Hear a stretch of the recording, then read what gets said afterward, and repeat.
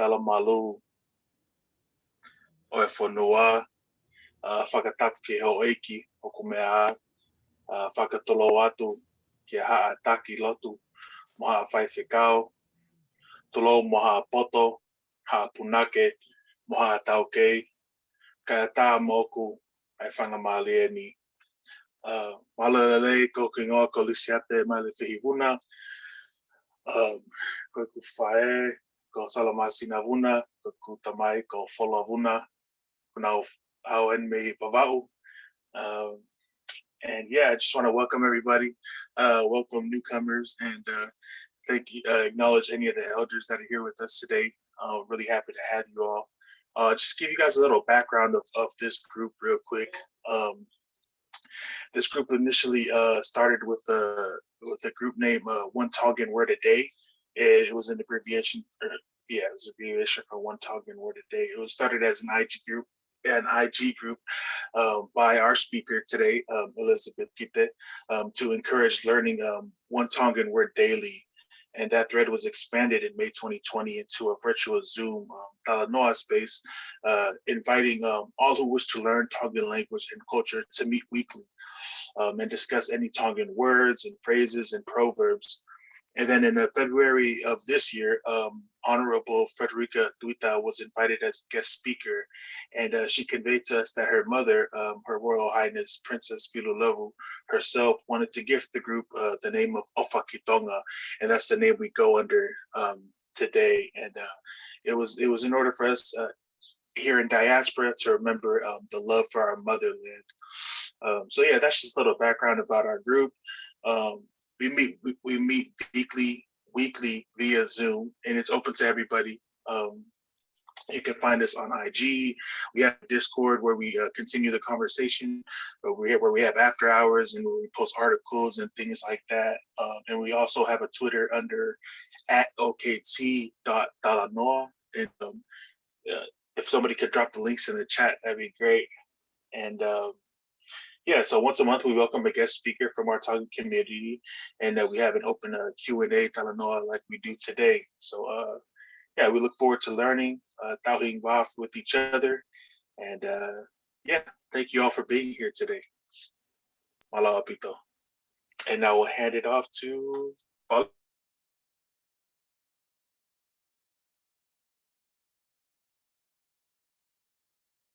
Honua o Paiute, Shoshone, and Ute territory. Ko hoku hingoa ko e Pauline Fonua ko e ku whae ko mele whina moala me toko mololo pea ko e ku tamai ko ofa whai vaula Fonua me homa na ku tupuhake I Salt Lake City ka oku o Lolotonga nofo I Cedar Hills.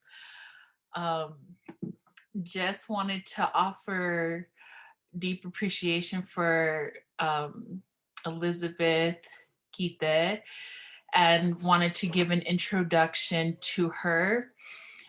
She is the founding CEO of Take the Lead, TTL, formerly known as Tongan Youth Leaders, a non-government organization that focuses on empowering underrepresented groups in Tonga to lead in places of national decision-making.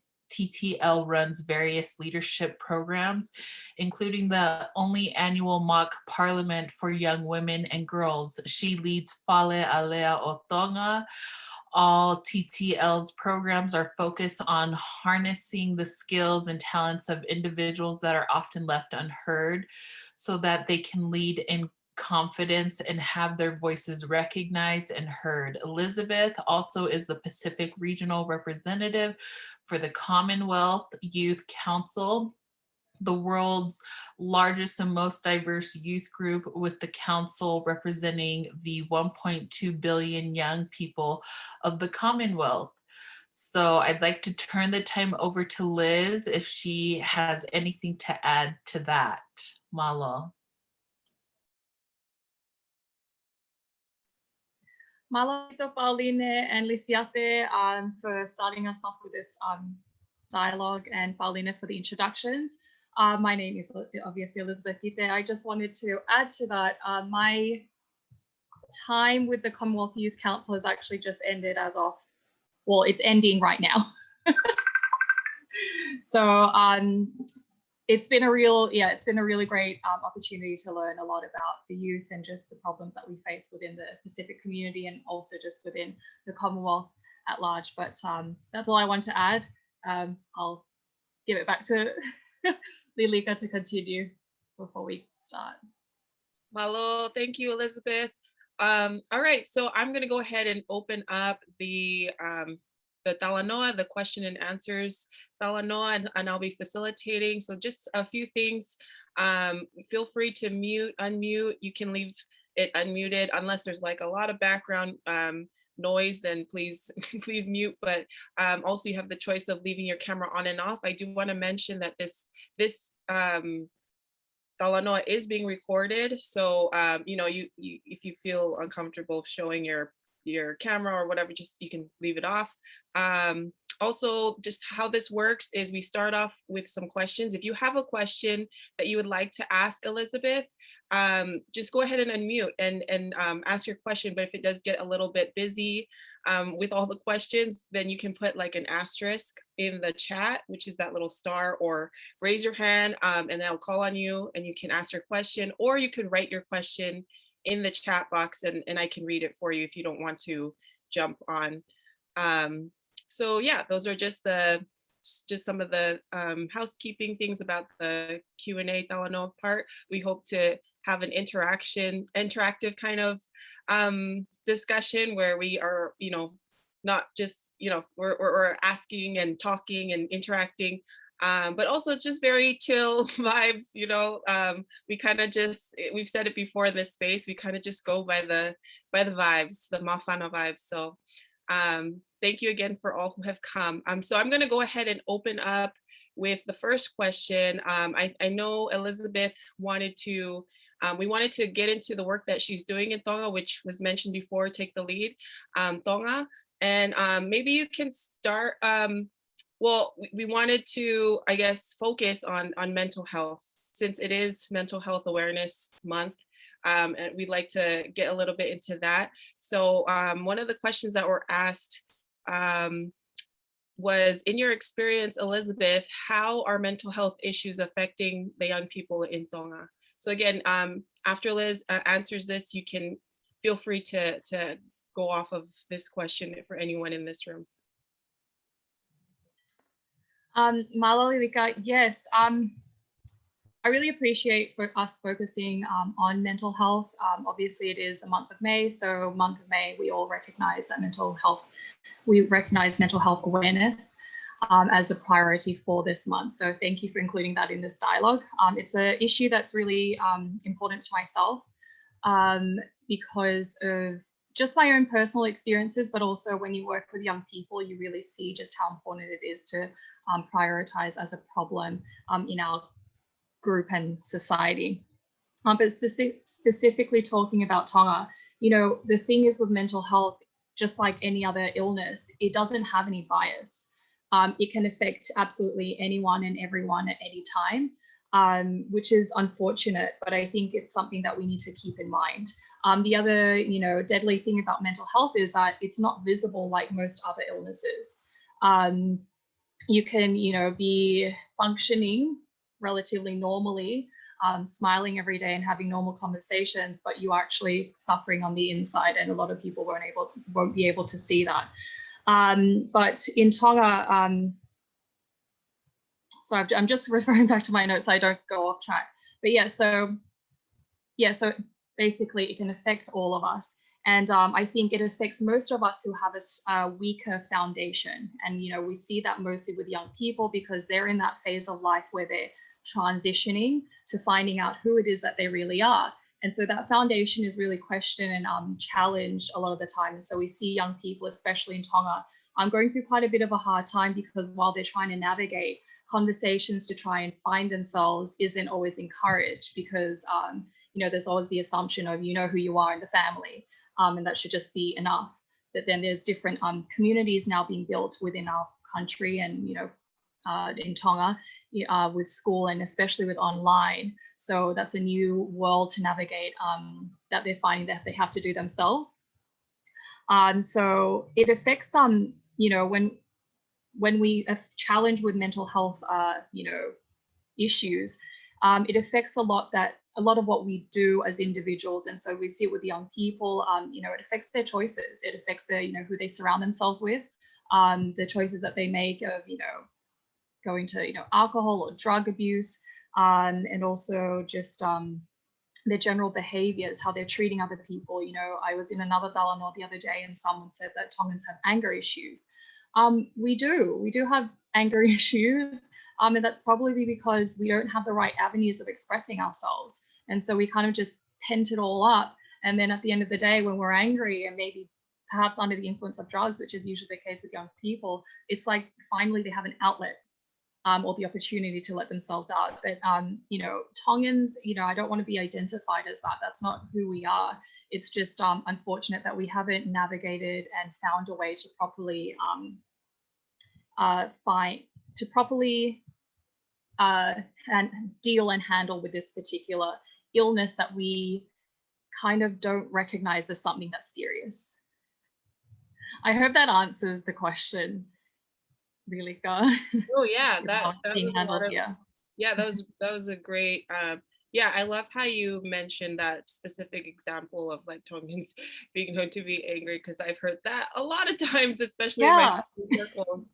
And I'm just thinking, man, it would have been so awesome if my mom or my grandma would have had, some resources available to them, to like what you're talking about, like just some avenues to turn to in dealing with these type of things.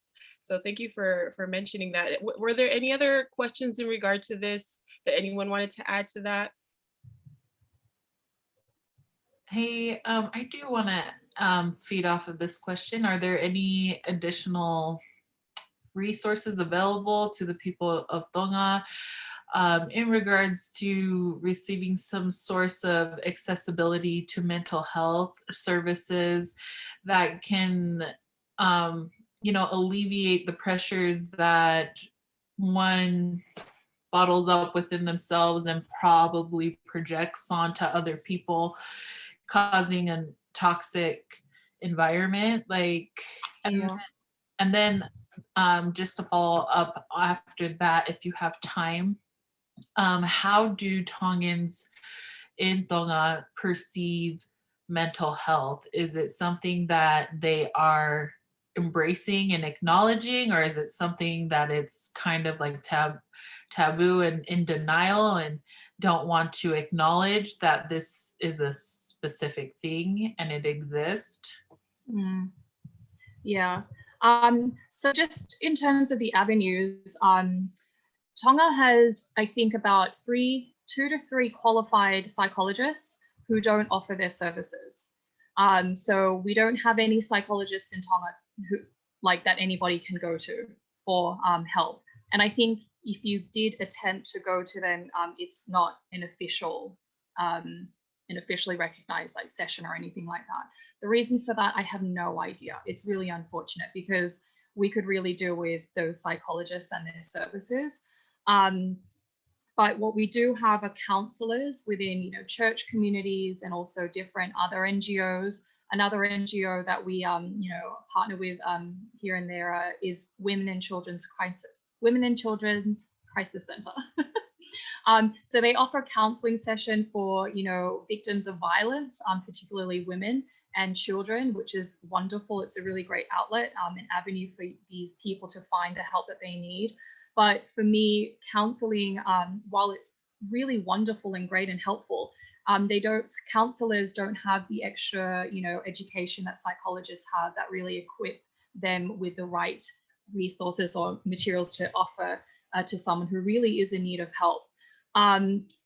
Aside from that, the avenues of, accessing mental health resources or help in general is very, very poor.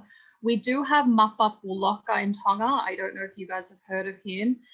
He's well renowned because he's pretty much the only psychiatrist in Tonga.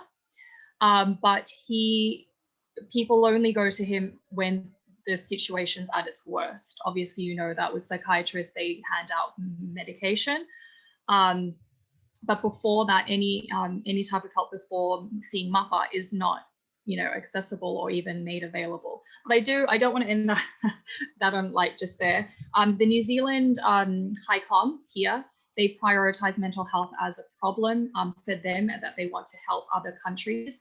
And so we're seeing a pool of resources and funds opened up to us now to help us address this. And I'm really excited, and I'm really happy that that New Zealand have prioritized mental health for us. As we all know, New Zealand kind of leads the way in a lot of the issues for Pacific people in our region, which is wonderful. And it's so good that they're pushing mental health to be priority for us, which kind of leads me into your second question, Pauline.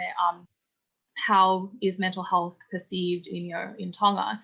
It's seen as something. I was talking about this in another Talanoa. I got friends who have gout, right? And I say gout because I think we all know someone with gout.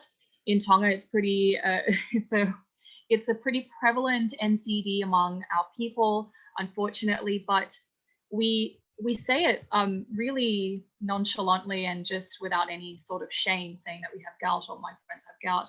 And I know a lot of my friends who do, and they're in the bars and they're happily, drinking away to make their condition worse. But it's a funny thing. They're like, oh yeah, I know I've got gout, that's fine. But my point is, that type of feeling and just behavior towards that illness isn't ever transferred to anything mental. So as soon as anything mental, like, oh, I'm feeling a little sad, it comes to a place where it's almost taboo. And I don't know why, but Honorable Federica actually was in this previous Talanoa that I was in, and she mentioned how, people often use, the words, in Tongan to call someone who's going through something, a mental health issue.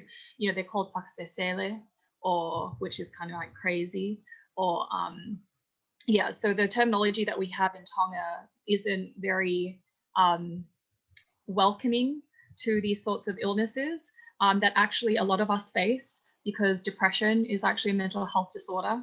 Anxiety is also a mental health disorder, and it's really prevalent among us all. I personally have suffered from depression throughout my high school years. I was lucky that I was in Australia to have had access to resources that could help me, sorry. And I still do to this day suffer from anxiety. It's something that I think also a lot of other young people suffer from too. But to have that conversation with just almost anyone here is really not a very welcome topic. And I think the issue is because of the misunderstanding of what mental health illness is. I think a lot of people just refer to it as something that's kind of just dangerous, because I think, for example, mental health, people who face mental health disability here, they're not recognized as equal citizens. So they don't have the rights to anything, like, at all. No land, no voting rights, no, they're just not recognized as equal citizens. And I think that kind of sets the foundation of what it's like just for anything regarding mental health.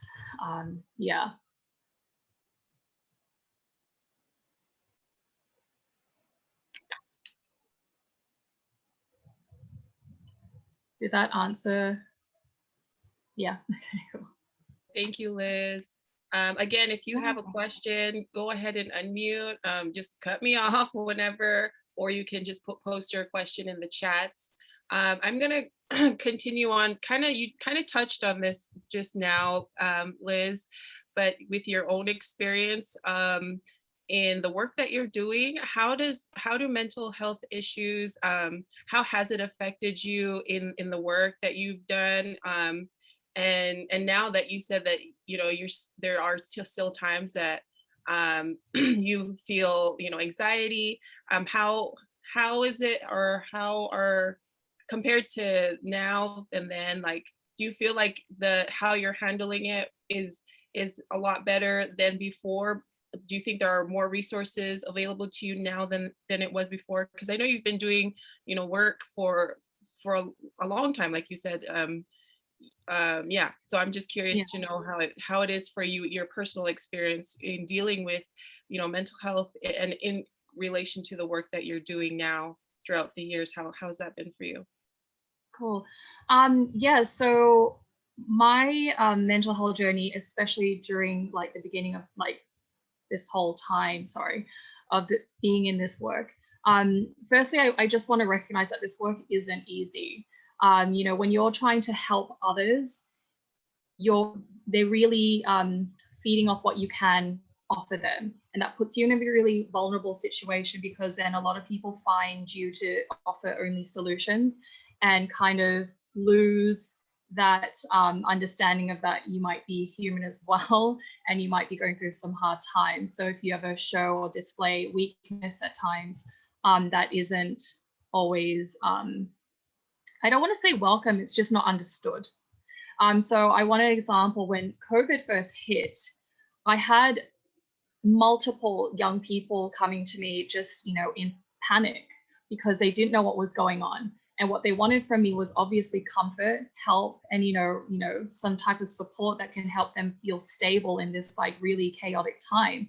And it was something that I just couldn't offer them because I didn't have it for myself. And my mentors didn't even have it for themselves either. So none of us really had anywhere to go to find any such type of, you know, stability. But that's not just us, it was everyone. I'm just exempling that because that was, I think, a real eye opener for me, to really realize just how important it is for me to really take care of myself, so that my foundation was at its strongest that it could ever possibly be.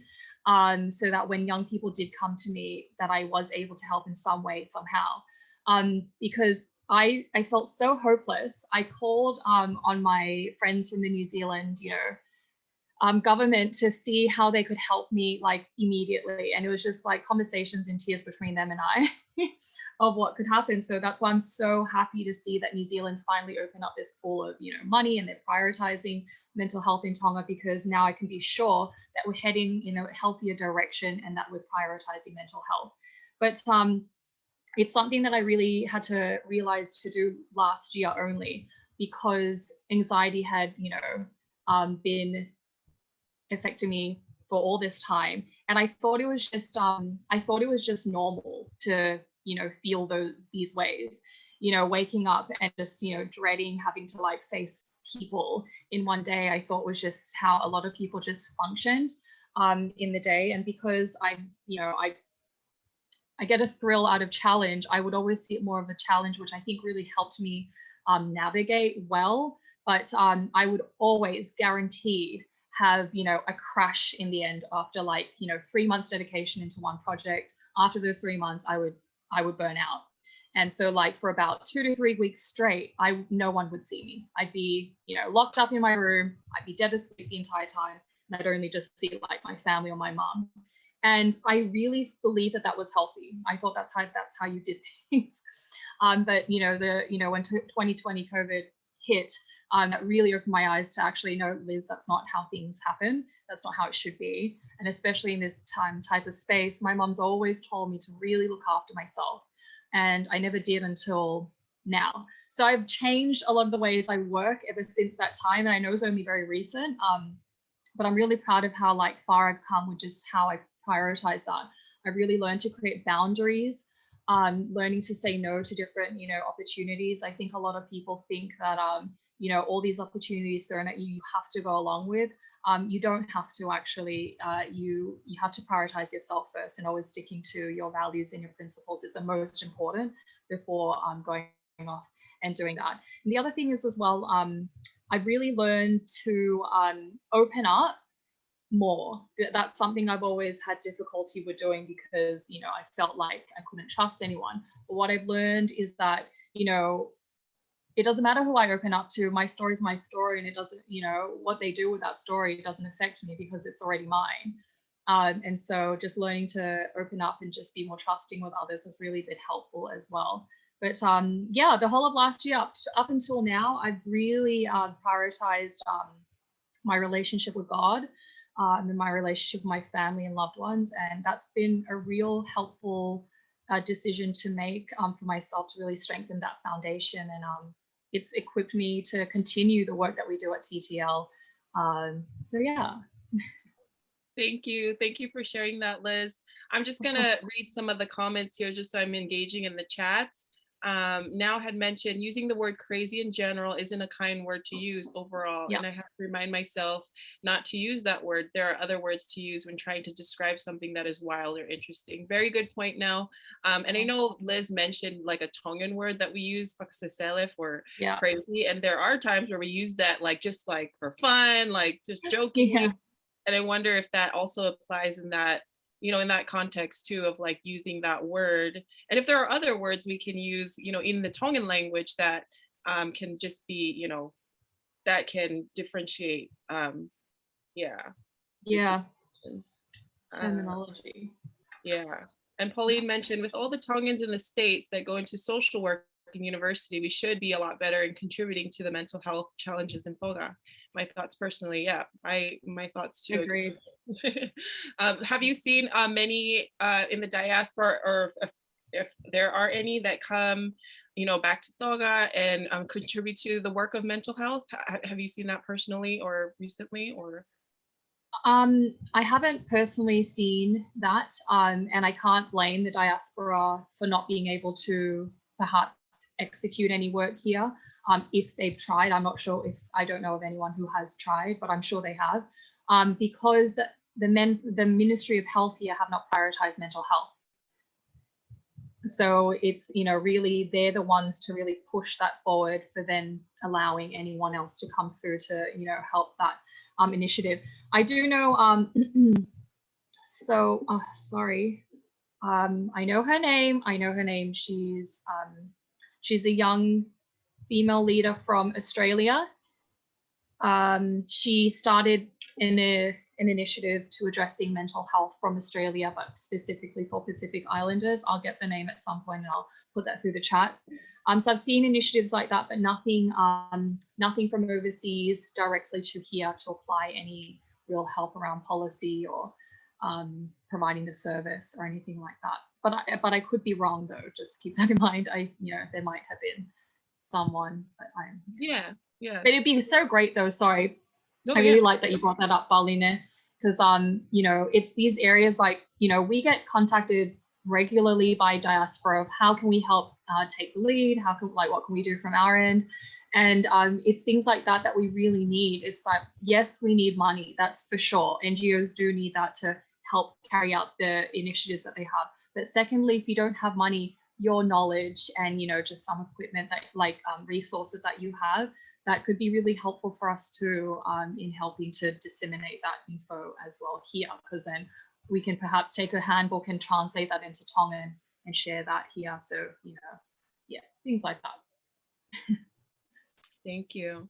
Yeah, and a few people have mentioned boundaries. We love her. We love boundaries. And I wonder if that's like a hard thing for a lot of us, Pacific Islanders, especially Tongans, where we come from a very collective background, and we're very we want everyone, but then it's but we also have to set these boundaries. How do we navigate that? So I don't know if anyone wanted to speak on that, or if you wanted to add any experience on that, on drawing boundaries while working in this work that you need, a collective community aid and all that, if there are any thoughts that you have to that. Myself? If any, if not, that's okay. Whatever. I actually, well, I just think, no, sorry. I can't, can you repeat the question? Oh, no, you're fine. I was just talking about boundaries.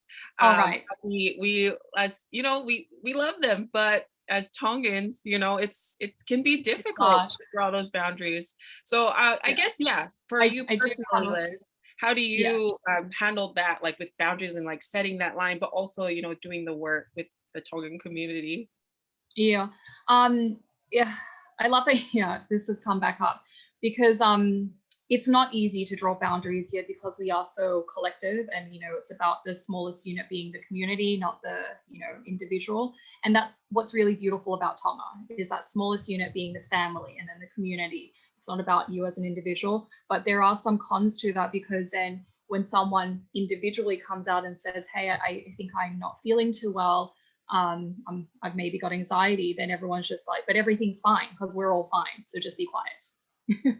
Be grateful. cool, that we're all good, let's just continue. So then we disregard that person's, suffering, and then, nothing happens, and then the cycle gets worse for that person. But drawing boundaries is something it's not easy, but I think more and more people here in the kingdom, I think, are learning the need for it.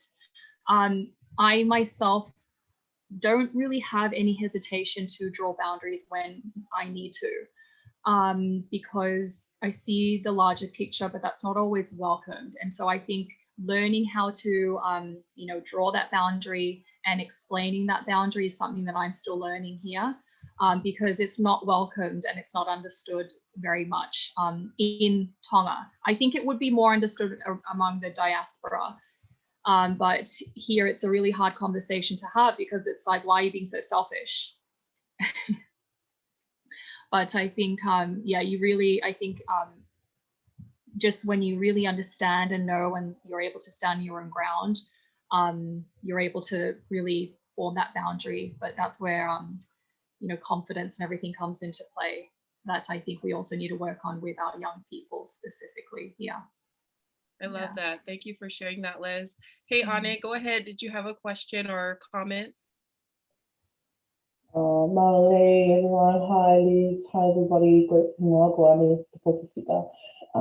Liz, I actually sat in on that Talanoa that you were in with Freddie, Honourable Freddie, and Sia, and I really enjoyed that Talanoa. Thanks for sharing your insights and continuing to shine a spotlight on issues that don't often get discussed. What I was thinking too was, what I always think about when it comes to the mental health space is, I often think about like what impact Christianity plays in terms of how mental health is perceived, particularly in Tonga. And I say that because I always find when I'm in circles where there are elders present and the issues of mental health come up, the first thing that they always say is just to go away and pray about it, because it's all in the mind. And so I really find that those discussions really hard to engage in, because I don't know how to break that cycle of engaging elders and still keeping the young people encouraged in those circles, because there's a real disconnect. And so I often think like, I think I had a discussion with an elder a few years ago, and she said, it's this whole issue of mental health doesn't exist because they perceive it as being like some sort of curse, or like, they're wicked devil or something like that. And so they think it's like a curse that has been imposed upon them from our ancestors. And so they say that only the spirit of prayer can break that curse. So I'm just interested to hear your thoughts, Liz, and perhaps anyone else in the group, about what they might think in terms of the role that Christianity plays in this space. Marlene, so it was you that asked that question. I thought it was such a brilliant question in the Talanoa. It was basically the same question along the lines of, how do we address mental health when it comes to Christianity? When often the time is you're told to just pray about it. I love that you said that often in Tonga we consider mental health problems as a curse. It really is. That is the view of it here generally. And I speak from personal experience, well, not personal experience, but my mum's brother suffered from a mental health disorder later on in his life. He wasn't born that way. He was actually relatively healthy until it was like during his university years when things started to happen. And for me, trying to find out as much as possible about his issue, for me, this is just my own understanding. He didn't actually have to end up that way had he had resources and the right people to talk to, because then I think it was just a lot of problems just, collected, where he just had a mental breakdown, and that's where he ended up, unfortunately. But then when, he was brought back to Tonga, people said it was a curse upon the family. This was always, something, that was supposed to happen. And the only way to heal him is through prayer. No, actually, I think the way to have healed him was through resources and dialogue and actual professional help.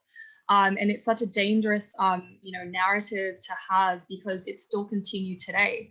A lot of the time when he would react in his the worst state, he'd be quite violent. And the way that Tonga handled that was to put him in jail. That was all those years ago. He's passed on now, but I can't believe that that is the same solution that our leaders still look to the same people beat today. So the same people who suffer from mental disabilities here go through the same thing. And it's because it's viewed as just something like, oh, but your family's cursed, just pray about it.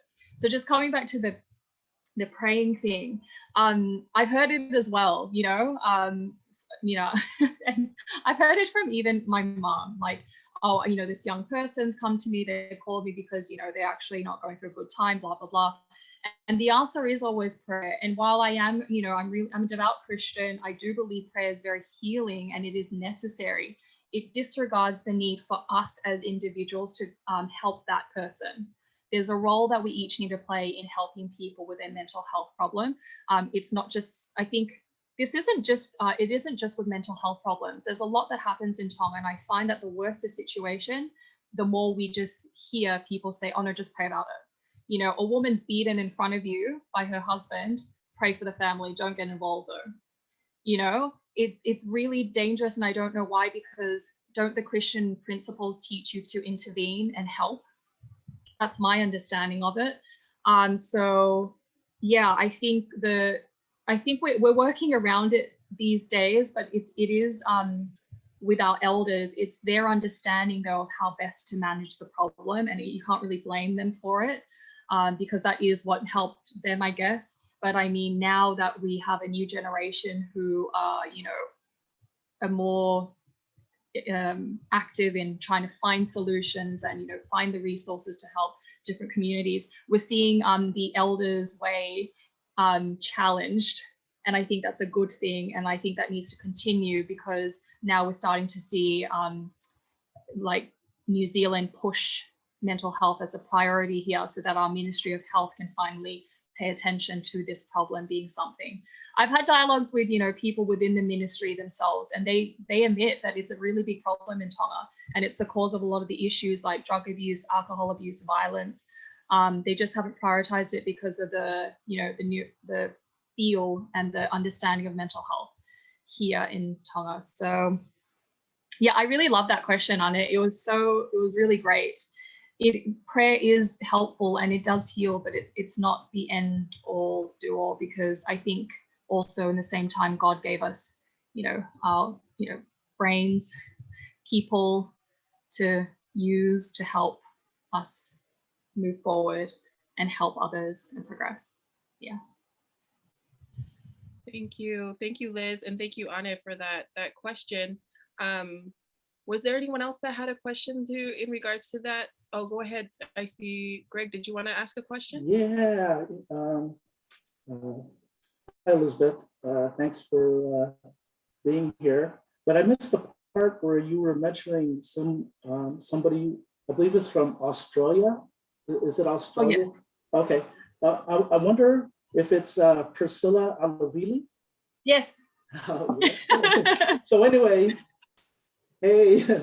Yeah. So anyway, I contacted Priscilla, and she's willing to speak in front of the group. Awesome. So I'm gonna, we have to set that all up. But yeah, she's willing to speak about her mental health journey and all that. Yeah. So, yeah, I'm glad you. Yeah, so you remember. Thank you, Greg. It's definitely Priscilla. Yeah. Yeah. Awesome. Yeah, would love to also bring her into this space too. Go ahead, Fina. Okay. Maloa lele, kahoko hinga Fina. Hi, Elizabeth. I just wanted to go back to the dialogue about the collective community and kind of speak on that, just because that's something that I've been talking about a lot with my therapist. And her coming from a collectivist community herself, she's been sharing a lot of like depth and knowledge, but we were talking about the shame that comes with setting boundaries in a collectivist community, and how a lot of times we don't set these boundaries because we don't want the fallout. The relationship is greater than the boundary. And so we just swallow our needs, which is also unhealthy and it doesn't help our mental health. So, and then it just goes down a path of resentment and all these other things. And one of the things that we talk about is having sneaky boundaries. So it's kind of training ourselves to create these boundaries, but in a way where we set them on family values. And she calls this technique like a survival technique in collectivist communities, because like we have to be sneaky. We can't just say, Mom, Dad, I'm setting this boundary because, you know, my mental health is at risk right now and I can't be around the whole family for Christmas because Uncle X, Y, and Z makes comments about this that I don't agree with and it triggers me. Like that language is not going to fly in my family. So, So one of the things that we were saying is sneaky boundaries is just like saying like, hey, you see your need and then you see a family value and you make your excuse with both of those. So if your family really values you going to school, getting good grades and getting a good job, and it's spring break, but you don't want to go home, you say, you know, Mom and Dad, I'm going to take this time to study, get ready, talk to my professors. And it's not lying, because it is true that you are going to study during spring break. I mean, you don't want to lie, right? But you have to do these type of things and say, so I'm only going to come home for the weekend and then I'll see you then, you know, because it's like your family will understand that you're doing something important and, you know, like, but you don't have to say like, I'm not coming home because I can't be around the family that long. And I have a huge test and you guys are just going to stress me out. And then I can't concentrate on studying for my test. So I think about that a lot and having these conversations, and I just wanted to share that. And so the goal is to not be in conflict with your family members and to lead to a road of more transparency. So it's like if you have start building that communication in that way, it's actually healthier and a survival tactic. And down the road, since you won't be arguing and having these time periods where you don't talk to a certain person in your family because of that fallout, it actually leads to more transparency. And I think that can translate across the board for a lot of things that we do. So I just wanted to share that around the dialogue that you guys had about the collectivist community. Malo. Love that. Yeah, I really love that. Thank you for sharing that, Fina. It reminded me of a conversation we've had in this space with Alisi, who mentioned, like, we were like, Alisi, how can we talk to our parents, but, you know, have these boundaries? And she was like, well, you gotta make it like, there was a Tongan word for it. Now I forgot if anyone remembers the Tongan word, but it's where you like bring yourself down and you make your parents think that they're right and it's their idea. There's a Tongan word for it that if anyone remembers, let me know. But yeah, it reminded me of that. Like you're bringing yourself down to like put them up and make them think that it was their idea. So, but thank you for going through that that explanation. I think that's genius too, and like just being intentional and mindful of, you know, everything, of all the things. Okay, I wanted to come back to the chats and make sure I engage with the chats and now mention, I wonder if those receiving the boundary understand why boundaries are important and enforced. I'm wondering if boundaries need to be unpacked and defined more. Boundaries, in my opinion, is not seen in our culture because it may have not been thought of. So it must be taught in order for our communities to understand the importance. I like the error on the side of one not knowing and wanting to learn. Great point now. Pauline mentioned, here's the link to the psychologist that I love who discusses collective and indigenous therapy to check out. Thank you for sharing that resource. And Emma saying, not me practicing sneaky boundaries. Yes, love the sneaky boundaries, gafe boundaries, not knowing it. Okay, thank you. Sorry, I see some, was that an asterisk, Greg, for a question? Did you want to ask a question?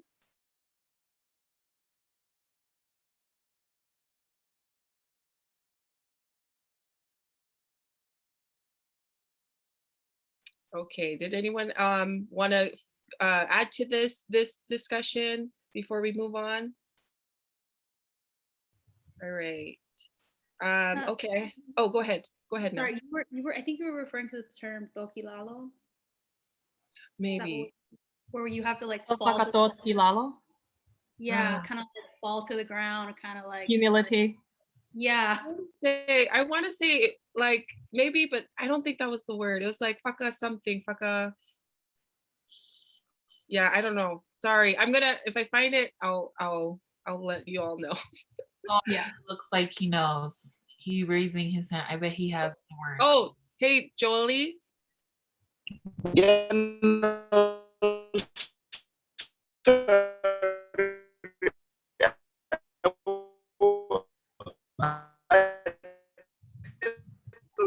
I didn't have an answer. I just wanted to say thank you. I'm online from Fiji and just listening. And yeah, thank you for the discussion Oh, and all the welcome. sharing. Welcome. Sorry, your sound was a little bit off. We didn't hear the beginning part, but we just caught that you're zooming in from Fiji. So welcome. Thank you for being here. Yeah, if you have any questions, just go ahead and unmute, or you can use the chats and let us know. Yeah, but maybe someone saying apa or something like that. I just as I was trying to, I don't know. I think she was saying Whakato. Anyway, Loko I'm Kilalo. Fijian, but I have Tongan. Okay. So I didn't catch it. And hey, Elizabeth, are you fine, sister? Sorry? Sorry, no, it's not the topic, but anyway. Asking if you're. Anyway, No, sorry, I'm disconnecting. Is your sister fine, eh? Oh, yes.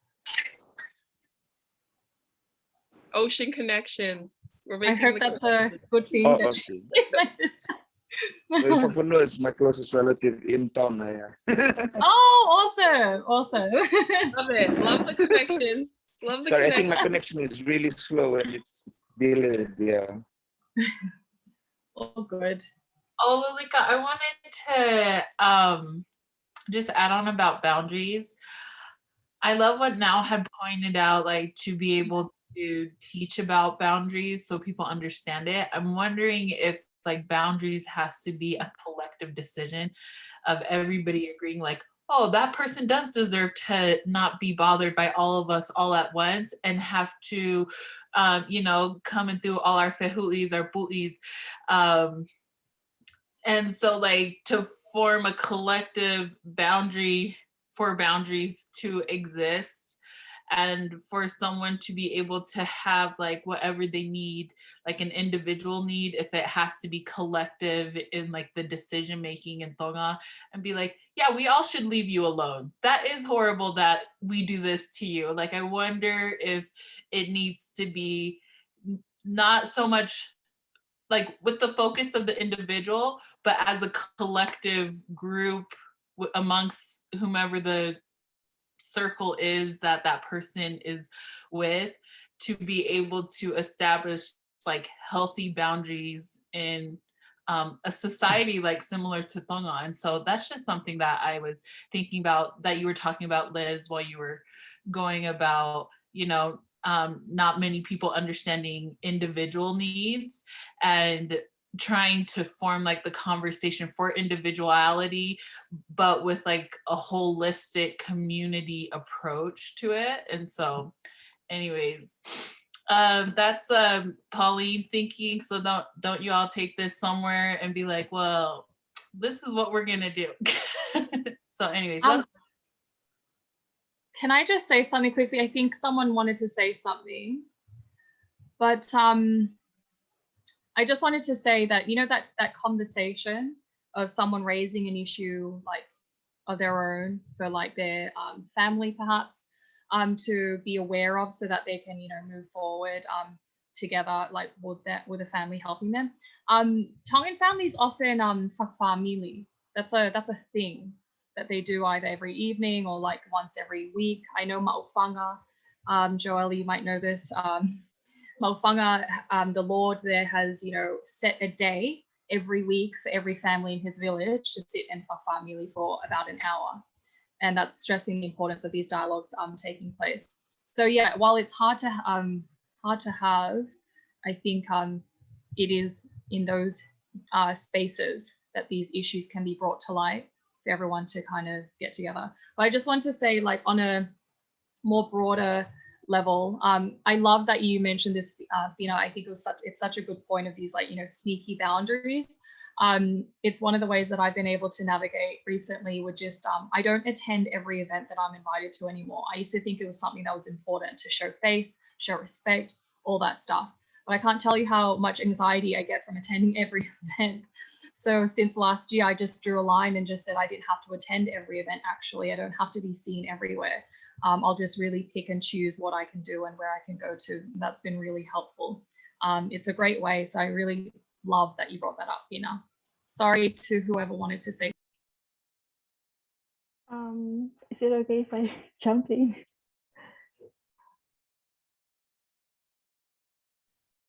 Oh, go ahead, AJ. Oh, AJ? Oh, yes. Oh, thank you so much. Sorry, my real name is Anasaini, but most people call me AJ. The only reason why hello everyone, I joined this meeting is through Elizabeth, and I'm one of the cohort for the She Leads Falealea last year. And I really like the topic that you guys been discussing. Last week, I've been working with one of the doctor at the Catholic Church about the health, mental health of our mental health, the healthy of our mental.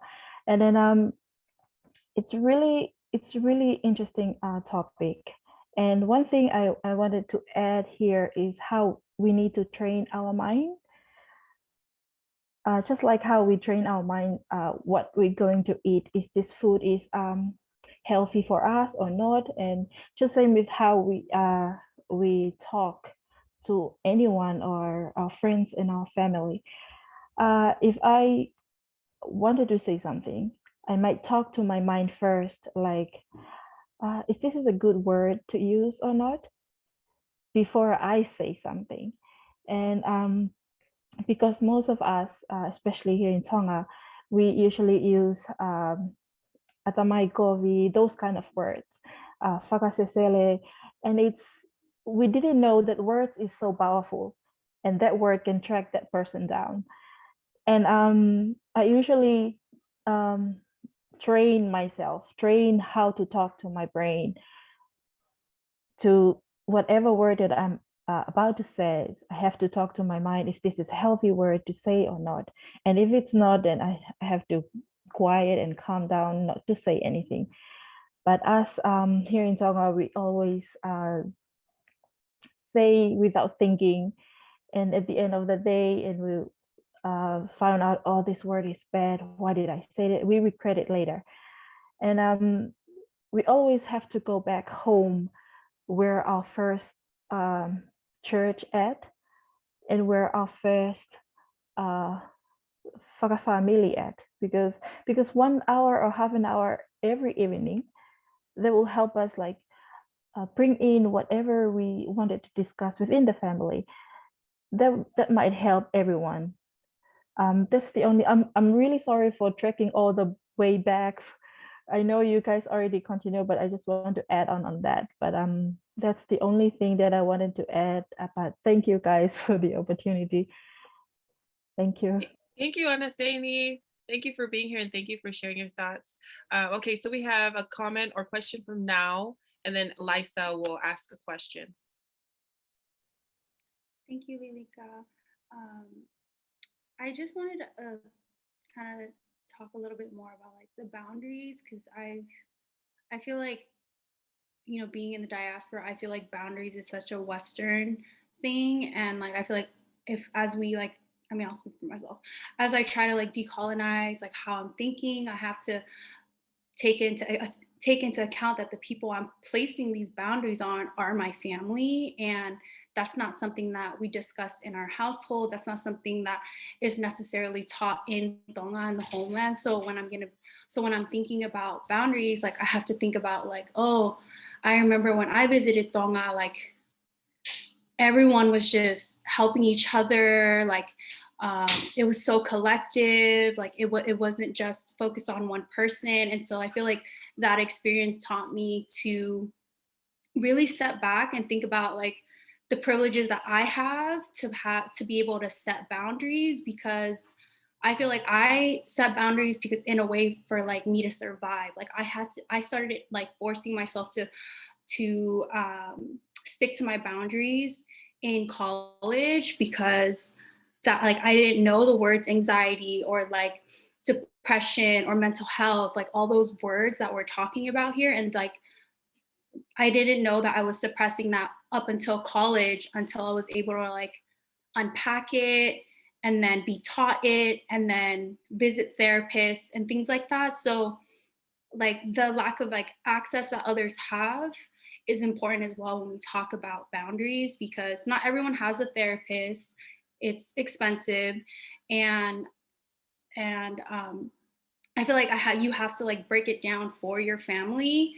And I feel like that's like part of like creating these healthy habits, is like having the patience to describe and explain what boundaries are in terms that are understandable for your family, who have come from like Tonga, where it's like that must have like, that's probably not something that was done there or practiced there, because they might have been just trying to get by, or just a lot of things were happening. And that's not to excuse anything, you know, bad that can happen. But I do feel like I have had to kind of calm down, and just like, as far as like just cutting off people because they just like family members who just are a lot. I feel like I had to like really sit with myself and try to find ways to communicate how I'm feeling without getting really defensive. And I feel like that takes a lot of practice, kind of like what AJ was saying, because I'm very quick to be like, deleting your contact, I'm not talking to you anymore, as opposed to like, how can I like rebuild this relationship, and is it worth fighting for? Like, do I want to be friends with my mom's aunt who I don't know, or something like that? That's just an example. But I feel like there's so many layers to boundaries, and I feel like it's not just like an easy word to just use and kind of just throw out there. I feel like there's so many background stuff that like we have to take into account in order for us to like successfully be good at setting boundaries, because it's not easy, and people as old as 50 years old don't even know what that means or don't know how to use it. So as opposed to like someone who's probably like 15 or like Gen Z who are like enforcing these boundaries, and at 15 I was just trying to go to the liquor store and get some hot Cheetos, and you know, so there's like so much growth that's happening in the world. And I feel like it's like communication and talking and sharing resources is like a really great start to helping our community better understand boundaries. Anyway, sorry, that was a lot, but thank you, everyone. Thank you, Nal. Thank you for sharing those thoughts, and I think that's very helpful for a lot of us too, as far as like in the family. I'm gonna move on to a question from Liza, and I know Salini had a question in the chat. So Salini, if you want to prepare to ask that, or if you want me to read it, just write it down in the chat.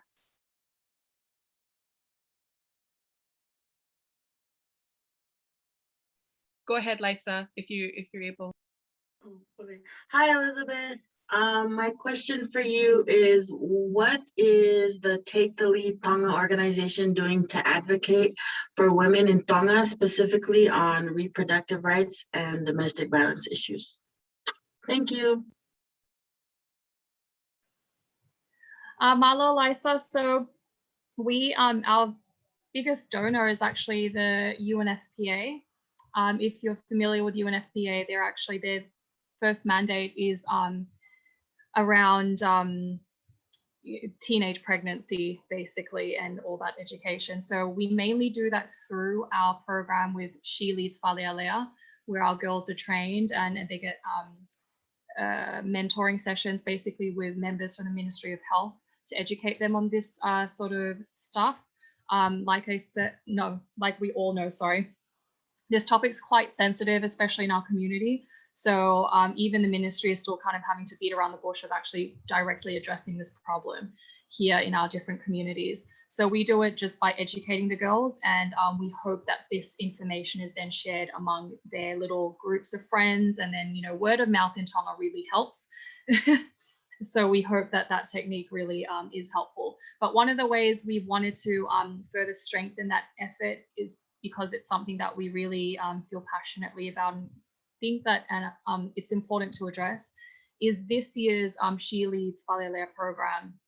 The girls will actually be certified by the UNFPA as agents for change for this particular subject, so that we know for sure that they are now fully equipped with the information they need and also have access to the resources. Like we hand out condoms. So they'll have access to things like that with us, and we refer to the ministry and all that stuff. But now we have a growing community of that within the whole of Tonga to help us address that, and they're, you know, accredited by the UNFPA to be those agents. So yeah, it might not address the whole problem, but we are doing it in our own little capacity. Awesome. Thank you, Liz, and great question, Lisa. All Thank right, you. we have another question from Salini. Go ahead, Salini. I'm so sorry, because I saw Pauline still was kind of on the same subject. If she wants to go, please feel free. And then kind of mine is totally still connected, but different subject if Pauline wants to go first. You're If good, not, I'll sis. totally pass. Go ahead, sis. Okay. Sorry, I know we're talking about like individual and family household, but I was kind of thinking further out on a bigger scale level. And I'm sorry, I'm always talking about Hawaii, but that's just what I'm used to referencing everything towards. But yeah, the biggest cultural degradations that we're facing here on systematic scales is definitely militarism and tourism. And I was just wondering, in Tonga, what are the biggest things culture is that it's killing culture on a systemic level that you guys have down there? If I could get your opinion. This is purely my opinion, and I don't speak on behalf of my organization for this or anyone else. But my opinion of what is the biggest problem that's killing our culture is aid. We are heavily funded by different organizations to do a lot of the works that we do. I believe I have the budget here for the government just beside me, and I believe it's about 40% of the annual budget for government is from aid money alone. That, for me personally, is too high. We're very reliant on other countries to fund our general functioning, like Ministry of Health. I believe the nurses cannot be paid fully unless if there is aid money. Things like that. The reliance is too high, and I think that really kills our culture, because, you know, if we look back into how hard our ancestors worked, this wasn't something that they did. They were self-reliant, they were self-sufficient. We were leaders within the Pacific region because of our work ethic and our culture and principles and belief. And now we're slowly turning into this way of just not applying those same principles and not valuing our land, not valuing our people and culture. So we lose that because we basically are prioritizing money over a lot of these other things, and that, you know, in turn takes over a lot of the cultural beliefs and principles that we actually have. I hope that makes sense. I could go on, I just don't want to be saying the wrong thing. I'm trying to stay politically correct. But yeah, for me, that would be the biggest thing. You know, to example again, you know, remittances, families abroad, that's like one of the biggest incomes for us here in Tonga. So, you know, you're seeing a lot of young people not staying in their jobs, and you ask them why, and they're like, oh, it's fine, I've got an auntie in New Zealand who can fund my living. So it's like, all right, then where's the work ethic there? There's also a lot of young people, they're the main, they're the majority of the workforce within the government, which is the biggest employer in Tonga. And you're seeing a lot of them see that a lot of projects that Tonga puts out is heavily funded by different countries like China and Australia.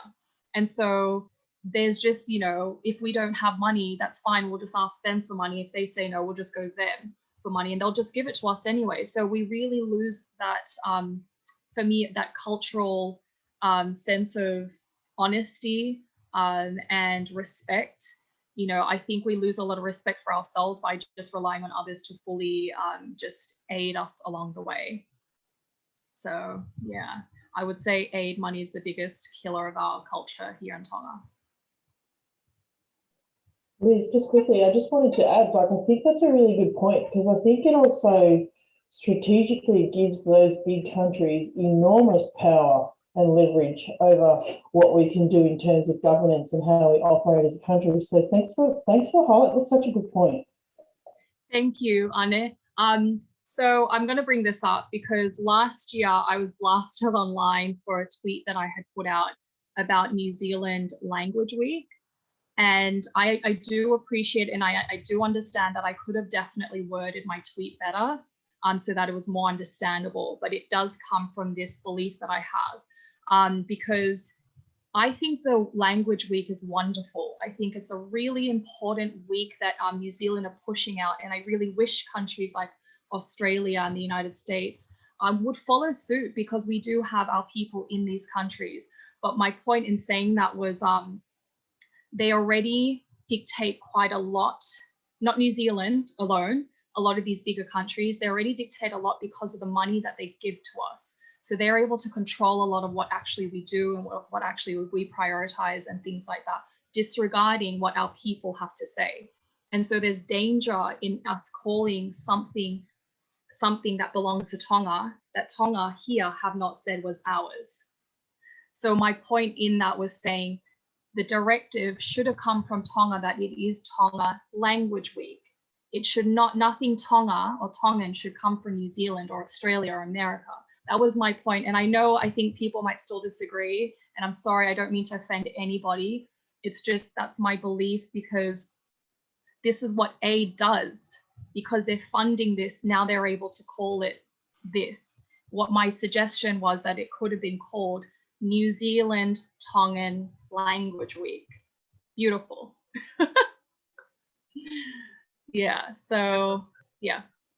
I love that, Liz. Thank you for even bringing that up too. I'm glad you got to say your piece here, because I'm with you on that. Like, I'm totally with you on that. So thank you for bringing that up. Great points. Thank you for that question, Salini. I'm gonna go ahead and give the time to Ene and Iyo, and then after that, Sifa.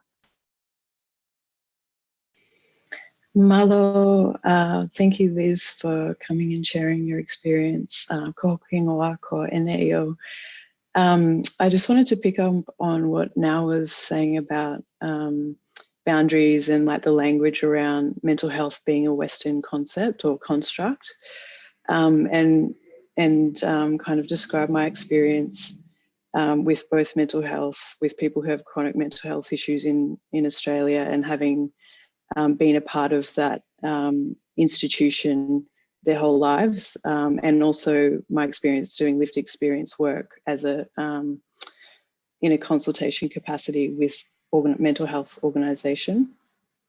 At the moment in Australia, it's becoming like more and more accepted that people with lived experience are important in creating or like co-designing mental health treatment. And I'm just thinking about, like, when you were mentioning that New Zealand is starting to help fund or support Tonga in creating mental health resources, whether that, like, there's that risk of like adopting the Western mental health industrial complex, where like now actually it's coming full circle, and they're realizing that the answer lies in the community. It's already in the community. It just needs to be supported. And that, like, you know, in the Western structure, therapy is the answer, but it's also like very expensive. It's not accessible to everyone.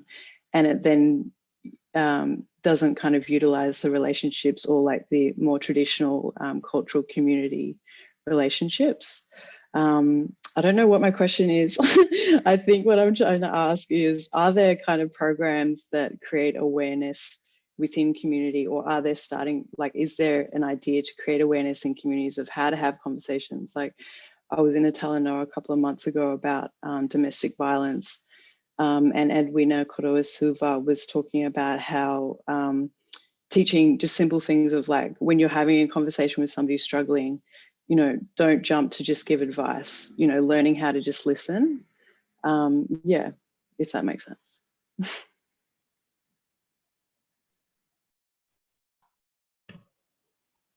Yeah, I love that you brought that up, because it is really true. What I'm finding, a lot of what we're doing, and I think, you know, other countries like Australia and New Zealand as well, they're starting to realize that there's a lot of solution actually in what our original practices were, instead of, you know, going to these Western approaches that actually have done a lot more damage to us than any good.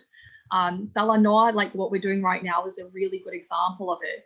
We have always used this practice to have dialogue on issues that concern all of us. You know, this is where everyone's voices are presented, and so that we're able to kind of like formulate those solutions together and navigate forward in unity.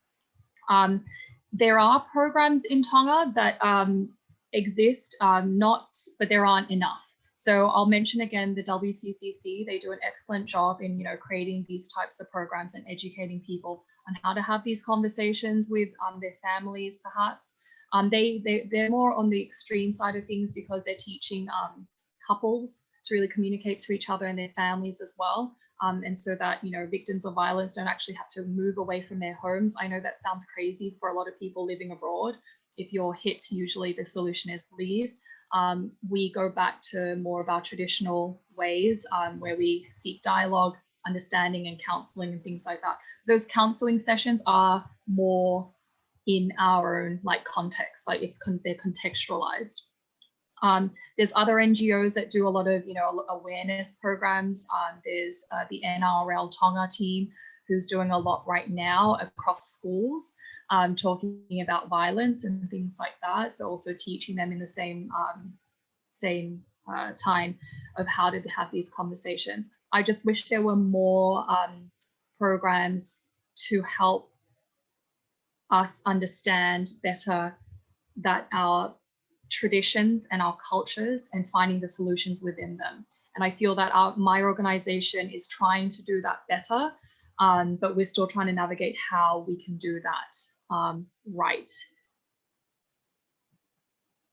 Yeah, is that okay? Thank you. Yeah. Go ahead, Sifa.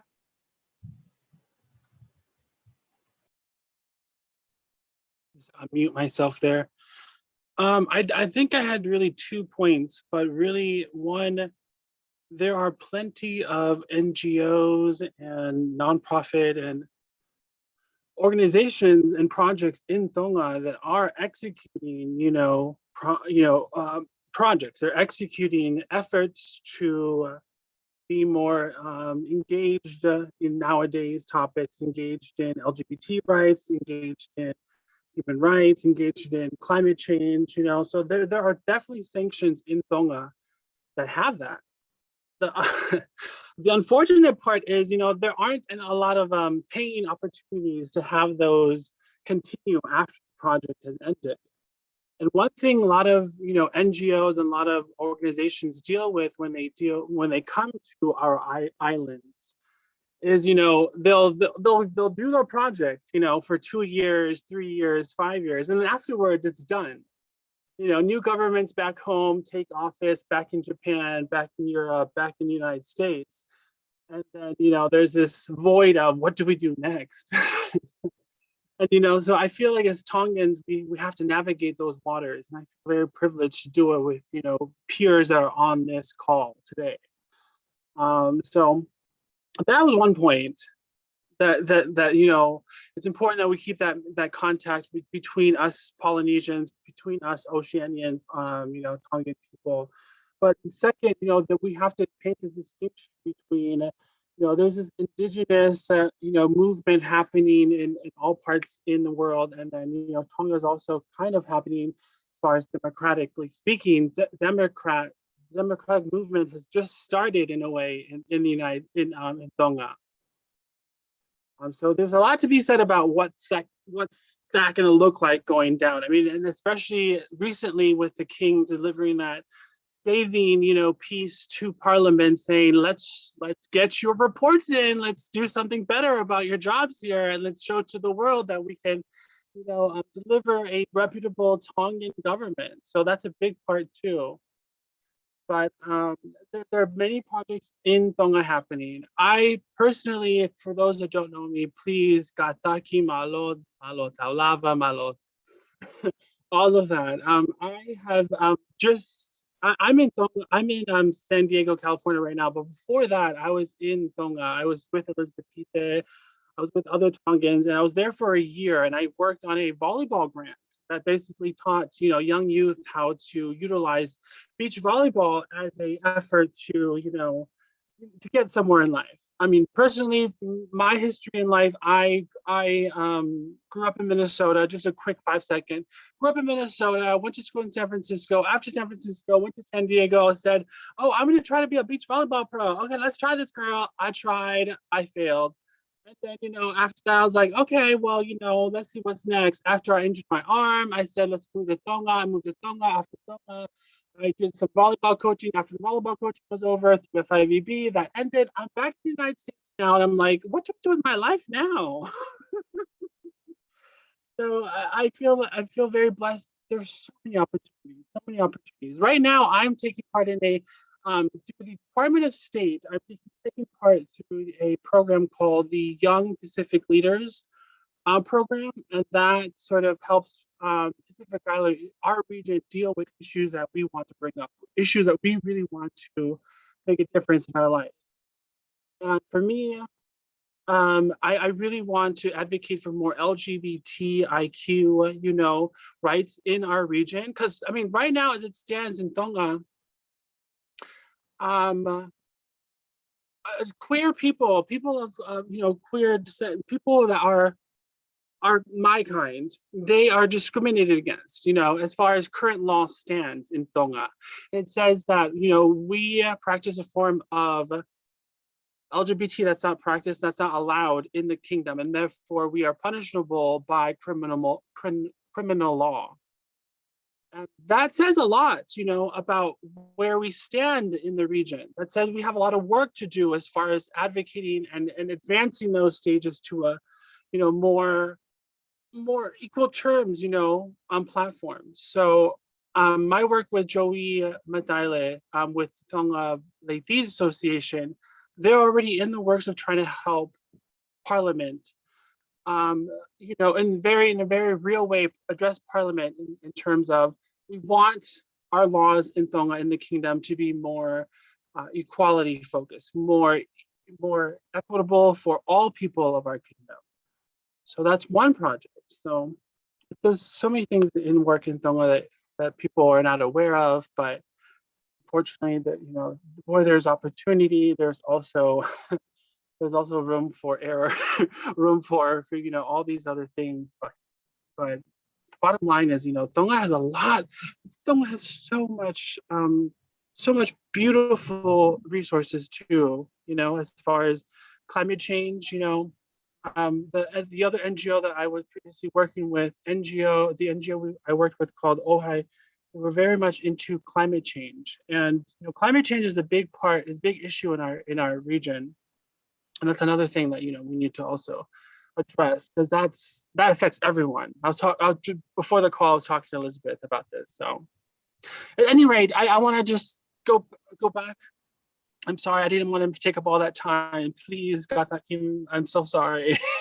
You're good, Sifa. Thank you. We're so happy to have you in this space. Oh, sorry, Liz. Did you want to jump in and go off of that? I just wanted to come to the sustainability point that Sifa raised, and just how he is right. There's a lot of projects that run in Tonga, and the reason why they're not sustainable is because of the aid money and their priorities. So that's why I'm really happy that finally New Zealand are prioritizing mental health as their, for something for the Pacific community, because this is the root of a lot of the issues that we face. The crisis, the king even said, we are going through a crisis, which is drugs. drug abuse, illicit drug abuse. That is a crisis that we're facing over, you know, COVID-19. The cause of a lot of drug abuse is mental health problems, alcohol abuse, violence. If you go to the root problems, it's mental health. So with sustainability, I really think that we can move forward now in Tonga with mental health programs. And so I'm really grateful that the New Zealand opened up that for us. And that's so important because the fight also involves familial, you know, connections, familial of connectivity, you know, it really involves that component as well. So really great points. Thank you. We really appreciate, you know, especially those who are living in the motherland and have lived, like Sifa, you've mentioned you've been there. We really appreciate these perspectives. For us in the diaspora, we're always like, how can we help? You know, so we really appreciate these things that are being brought up. Can I add something to that? Oh, go ahead. If I may, I feel like that's something a lot of participants or you know, Tongans in general, there's a sense of like urgency to take action. And for me, I was like in a phase in my life where I had just left like a 7-year relationship, and I was like, what, poor me, what am I gonna do with my life now after all of that ended? And that ended, and I said, what am I doing with my life? And you know, I picked up my pieces and I said to myself, I love volleyball, I love my country, I'm going to Tonga. So a lot of people, you know, they underestimate their own value and actually picking up their bags and actually going to Tonga and actually making a difference. Because honestly, that does make a difference. You're aiding in the work, whatever distance your time may be there, you know, for 2 months, 3 months, you know, 2, 3, 5 years. I've met Peace Corps volunteers that have been part of the program for over 50 years. But just to show that if you are a Tongan, and I'm looking straight at the camera as I make this message to all of you beautiful Pacific Islanders in the kingdom and in the diaspora of Oceania. If you are a Pacific Islander and you want to make a change in your community, you can start at home. The Bay Area has great opportunities. However, if you want to make another impact, go to Tonga, go back to your homelands. Your people need you. Your people need your resources. They need your skills. They need the opportunities to grow your kind, our kind, our people, just human nature in general, you know? Yes, facts. And now I'm gonna mute myself. We talk about this all the time. In this OKT space, we're like, going back to the motherland, that's the goal. So we have already made up our reunion plans to go back. So we'll keep you posted on that. But thank you so much. Thank you for sharing that. And again, we'd love to hear more. So I invite you again to this space next week if you want to, you know, I know there's more that you want to share with us and we want to hear from too. I just want to do a little time check here. We're reaching like our hour mark. We have a question from Greg, and then perhaps we'll just wrap up after that. But again, if you have a question, you can put it in the chats, or you know, also we can debrief next week. So yeah, I just want to make sure, even though, you know, time, we don't know her here, we can go on for hours here in this space, but just want to be mindful of like everyone being in different time zones. So go ahead, Greg, you have the floor. Oh, thanks, Lolita. So I think AJ mentioned about nutrition and food, and then my eyes lit up. But I just want to ask you about if it's still an issue in Tonga about having access to or better access to nutritious food. I just read that it's an article around 4 years ago that, you know, there's a high price of fish in the markets and domestic, and also for the domestic fruit and vegetables, and also that the Western imports are valued, you know, like with soda and fatty meats and starchy foods, you know, which causes obesity and dietary diseases. But also there's also read about the Food and Agricultural Organization, the FAO of the United Nations, is helping to pass laws. So imports, well, I don't know about imports, but there'll be cheaper fruits and vegetables there in Tonga.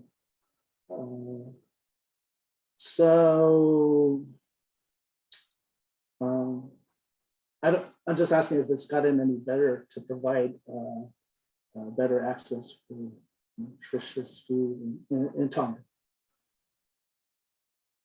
Which Tongan is taking this? Elizabeth, you taking this? Me? I got you, girl. As far as vegetation and access to healthy food in the country, in Tonga, is that a reality? Do Tongans have access to healthy vegetation, foods? Like, let me just be. I'll make a point. Greg, is that the question? Do Tongans have access to healthy food? That's the question, right, Greg?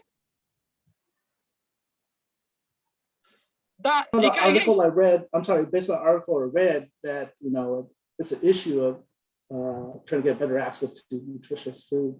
So that was like 4 years ago. So I was wondering if it's gotten any better with any changes of laws. I'll go off the Sifa. Okay, I lived in Tonga for 1 year and 3 months. 1 year, 3 months, 1.3. And in that time, I lived healthy. I got access to vegetation. I got access to healthy vegetables and fruits right next to my house. Actually, in fact, my house is in Bea, Tonga. And for those of you who are familiar with Tonga, that's right, like that's somewhat central in the island. And right next door, less than like 10 feet, I had access to some fresh vegetables. I could pick myself some.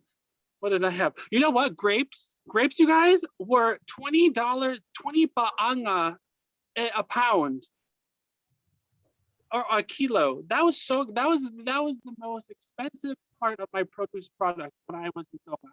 Was getting the grapes. Was 20 ba'anga an ounce or a pound. I think it was a kilo. But that was, as far as the accessibility, that is very much in place, and Tongans in Tonga Tapu, as far as I know, that's where I live, they have ample access to it. As far as outer islands, I don't know. I've never been to. So Elizabeth, do you have anything? Yeah. Sorry. So I'll just go off from there. So who was? Oh, so I sit in as one of the board advisors for the Ministry of Health, who focus particularly around NCDs. As we know, NCDs is a really big problem in Tonga with diabetes. Can you define for the group what NCD is? Non-communicable diseases like diabetes.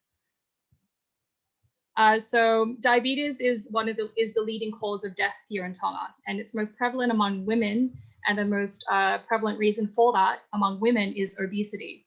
And the reason for that is also food access. And so to answer like straightforward, is there access to healthy foods in Tonga? Absolutely. But there is also a big access to imported foods, which is the biggest problem, because instead of, traditional ways of cooking, we're using more easier things like, instead of, a mom cooking her own food, she's now instead buying food along the way back home to feed her family so she can then go rest. And a lot of that food is actually heavily fried foods, chicken and whatnot. Even though there's other things available, most foods available is takeout, which is usually consisted of really high fats and oils. So but that's not like takeout where you order like DoorDash and like, can I finish? Hey, where's my food? Yeah. So there is access to healthy foods. It's just the choices that people are making of steering more towards unhealthy foods. And the reasons for that is because of the convenience that this provides. But there is movement around that with this advisory and the Ministry of Health to help eliminate that, because most of our people now are unfortunately on the obese side. Our health, as you know, Tongans, is on the decline. And this is why the King always prioritizes in his address to his leaders it's one of the top 3 that he prioritizes, is my people are like their health. Their health needs to be prioritized, not just with COVID, not just with mental health, you know, general health. So the movement towards that is looking at especially as it taxing. affects women, right? Because women are very much Yes. part of that statistics to say women are It not is. taken care of. It is. So I just want to finish, Sifa, because I don't want to lose my train of thought. Sorry. So the movement to that is to look at taxing these types of foods higher, that the Chinese people mostly, they're the importers, are bringing in. So already Tonga has, and I think this happened two, three years ago, we have banned the importation of sipi. So that is a food that was banned in Australia and Australia and New Zealand for human consumption, and only allowed for animal consumption because of the high fat content in it. So my point is, there is movement towards, you know, creating a healthier Tonga by limiting the access to unhealthy foods and raising the access to healthier foods. But also with COVID, can I just say, being here, we've seen a great movement of, you know, people really going back to their own farms and opening up their own little veggie patches. That has been quite a popular thing to do, and that we're seeing a lot more communities do, and especially led by women in the communities. AJ, I think you've definitely seen some of that, and I think you might have had your own veggie patch too. But yeah, we're not completely unhealthy here. There is a movement towards being healthy. Sorry, I just want to add on. I know I'm the one who pop up the question for you, Greg. I agree with Liz and also Sifa. We access to healthy food, but only the choice of the people. They didn't make the right choice. The reason why I talking about this, because if we train our mind to just think of a food that you wanted to eat, it might help you with your health. I take that as an example for how we train our mind to talk first to our mind before we say something to others. I hope, Greg, it helped. The only reason why I take that topic, I talk about that topic, we train our mind to choose the good food to eat. So I take that for my, we train our mind to talk first to our mind what good word we might use to others, to our friends, and to our people around us. I'm really sorry for if I confuse you. The only reason why I talk about that part and not the healthy food, just to compare to the way we talk to others. Thank you. Thanks, guys. Thanks, AJ. You know, education is the key, especially for, you know, young kids and about healthy choices. Thanks, guys. Yeah, and I also want to just add from the chat, Ene mentioned mental health is linked to eating choices and behaviors. Food addiction is real in the brain when you're chasing the dopamine hit. Yeah, very true. And I wonder if it goes back to that conversation or the point that we had mentioned earlier about just going back to our indigenous ways and learning, you know, reconnecting back to indigenous ways, because I'm sure our ancestors ate hella healthy. So yeah, anyways, I just wanted to also, because of the time, just wrap up this space by asking Liz just like a last question for you, if you can. One, like, who are some Tongan Pacific leaders that you look up to, especially when you're in the youth, and what projects are you currently working on that we can look forward to? You know, I thank you for the question, Lilika. There are so many Pacific people that are just so incredible, and it baffles me with how they haven't gained international recognition for just the amount of work that they've done and just how, you know, intelligent they are and all that. It's hard to narrow down, but I think first of all, I'll prioritize Miss Papilo Bloomfield Foliaki. She is someone that I really look up to, and I think you guys might be familiar with her. She was Tonga's first ever elected second ever elected female politician. Before her was Princess Silutapu. Just her fierceness and her unapologetic way is so I admire it so much, because it gives me a lot of strength in just knowing that I can take up space in places that people might not think that I belong. And Papiloa is always there to help cheer me on. So Papiloa Bloomfield Foliaki, if you don't already know her, she's amazing. And oh gosh, I want to name one more person. There's so many. I have many Pacific mentors as well. And I think they're also really admirable too, because of just what they've accomplished. And it's not about accomplishment. By accomplishment, I want to stress I mean how many people they've helped and how much they've helped, the impact that they've created. That's what I mean about accomplishments. It's not about awards or anything like that.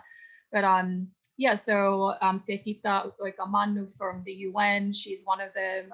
Lord Fafanua is another. These people have been really instrumental in helping me navigate my way through properly, and to be courageous in the works that we do here in Tonga, not just for myself, but the other young leaders that we have as well. And the second part to that question is any other exciting projects. We are right now in a transition with Take the Lead. We're trying to digitize everything that we have and that we do, just to ensure that our resources are available to every Tongan, no matter where you are, which I'm really excited about. And it's taking its time, but that's fine, because we want the quality to be good.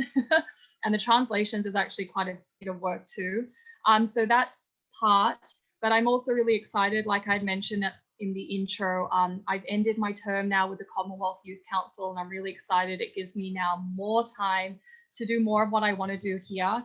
And so I am excited that I'll be opening up a boutique really soon that will actually be helping directly Tongan artisans, so people within the handicraft section and just skilled creative areas that have not been able to really have the clientele during COVID-19 because of our borders being closed. So yeah, I'm really excited for that. Thank you guys so much for even listening to me today. And it's been really great to dialogue with you all. No, Liz, thank you. We know you're so busy, and we just appreciate the time that you've taken to just be with us, sit with us, talanoa with us. Again, I just want to acknowledge that Liz is the one who started this group as a IG thread. So I just want you to know, Liz, the impact that you have on us in the diaspora. It's a lot. We appreciate you. You're one of those people that we look up to. So thank you so much for all the things that you do. We hope that OKT is here to support you and be in your corner. So malo alpito. I also want to acknowledge and thank those who helped organize for this talanoa to happen. Thank you to those who are new that came and contributed to the conversation. I know there's so much more that we could say, but that's why we have this weekly. So please come. It's the same time next week. It's more like just hang out. Well, we try to learn the language. We try to learn our introductions in Tongan, and then we just talk story for days. So if you had questions that weren't answered here, please bring it next week and we can discuss. There are a few people from Tonga that kind of zoom in, and we just are picking their brains, what's going on over there? But yeah, it's really just us trying to connect back to, because the motherland, that's the goal. We're trying to get back there. So other than that, I just want to, overall say ofalahiatu. And again, malo abito, thank you for being here. And yeah, I think we're going to just end on that. So I hope everyone has a great day, and hope to see you all and connect with you all next time. Thank you, Elizabeth.